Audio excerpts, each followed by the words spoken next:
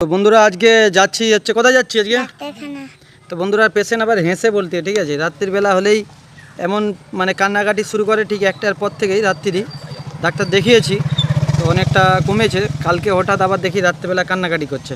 এই যে মাও আছে। মা তোমার কি সমস্যা? কোমরের রোগ? আমার কোমরের যন্ত্রণা। বাবু কোমরের রোগ। তো চলো মায়ের বেটা আর যে মোর মা, দুটো মা আছে আর আমি আছি আজকে। ভাই যাচ্ছি ডাক্তার দেখাতে দেউলা বাজারে। চলো গাড়ি স্টার্ট লাইন কেন লক্ষ্মী অনেক দিন পড়ে আছে, তো গাড়িতে এখন ইথনল মিশানা, তো সেই জন্য স্টার্ট হতে চায়নি। আগে কিন্তু এই সমস্যা হতো না, আগে এই সমস্যা হতো না। কি হলো বাবা? স্টার্ট লিছে চলে গেছে গাড়ি। চলো যাচ্ছি ডাক্তারখানা, সেই হোমিওপ্যাথি ডাক্তারবাবুর কাছে, ভালো ওষুধ দেয়, খুব ভালো হবে। চলো বসলো। আর কি গরম বন্ধুরা, অত্যাধিক গরম। বৃষ্টি হচ্ছে কিন্তু গরম কমছে না। তোমার বলো, কিছু বলো। পেটে কি হয় বলো ভিডিওতে? পেটে প্রচুর যন্ত্রণা হয়, মানে রাত্রির বেলা ডান পাশ মেরে শুতে পারবো না, ডান পাশ বাম পাশ মেরে শুতে পারবো না, যা ব্যথা হয়। খুব সমস্যা এটাই বন্ধুরা। তো বন্ধুরা এই যে দেখো, এই জমিগুলোতে সব ধান রোপণ করছিল, যে যে ধান, এই জমিগুলোতে ধান রোপণ করছিল, ধানের অবস্থা দেখতে পাচ্ছ, দেখো কীরকম হয়ে আছে। তো মাকে বললাম যে পরের বছর দিয়ে আর চাষের কথা বলবে নি, কেন মোর মা এই যে দেখতে পাচ্ছ যে মোর মা প্রত্যেক বছর ধান রোয়ার আগে মানে চাষের সময় হলেই বলে ধান রুইবি নি, সেই জন্যই ধান রোয়া হয়।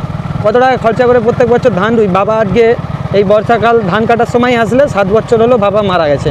মানে 1 বছর বাবা মারা যাওয়ার পর চাষ করছি, 7 বছরই চাষ করছি। মানে এই ধান কাটার টাইম হলে 7 বছর, এখন 7 বছর হয়নি, কদিন বাকি আছে। 7 বছর চাষ করছি, 7 বছরই ধান নষ্ট হয়ে গেছে, তার মধ্যে 1 বছর পেয়েছি। প্রচুর টাকা খরচা, প্রচুর টাকা খরচা করে ধান চাষ করি বন্ধুরা, কিন্তু জলগুলো ঠিকঠাকভাবে বেরায়নি। খালগুলো যে রয়েছে সেই খালগুলো ভরে গেছে। মানুষের এখন চিনির রেট বেড়ে গেছে বলে মানুষ বলছে এই চিনির দাম বেড়ে গেছে, চিনির দাম বেড়ে গেছে। সারের দাম কত বাড়ছে জানেন? গোমর সার 50 টাকা কিলো হয়ে গেছে, ডিওপি এখন 40-45 টাকা কিলো হয়ে গেছে, জানেন? যেই সারগুলো 15 টাকা 20 টাকা কিলো ছিল। চাষের জমিগুলোর অবস্থা দেখুন, এগুলো ধান গাছ নয় বন্ধুরা, এগুলো সব বন। মানে প্রত্যেক বছর মানুষ চাষ করে, এরকম অবস্থা বলে চাষ আর করেনি, যেন ঘাস হয়ে গেছে এরকম পুরো সবুজ সবুজ। আর আমি আপনাদেরকে খাল দেখাচ্ছি, এটা আমাদের এই মাঠের এলাকার জমি, মানে ঘুরে ঘুরে আসছি। যে এগুলো হচ্ছে খাল, এই দেখুন এই খাল দিয়ে জল বেরাবে, খাল কিন্তু ভরে গেছে সবে, যেগুলো খাল। তো এরকমই ব্যবস্থা।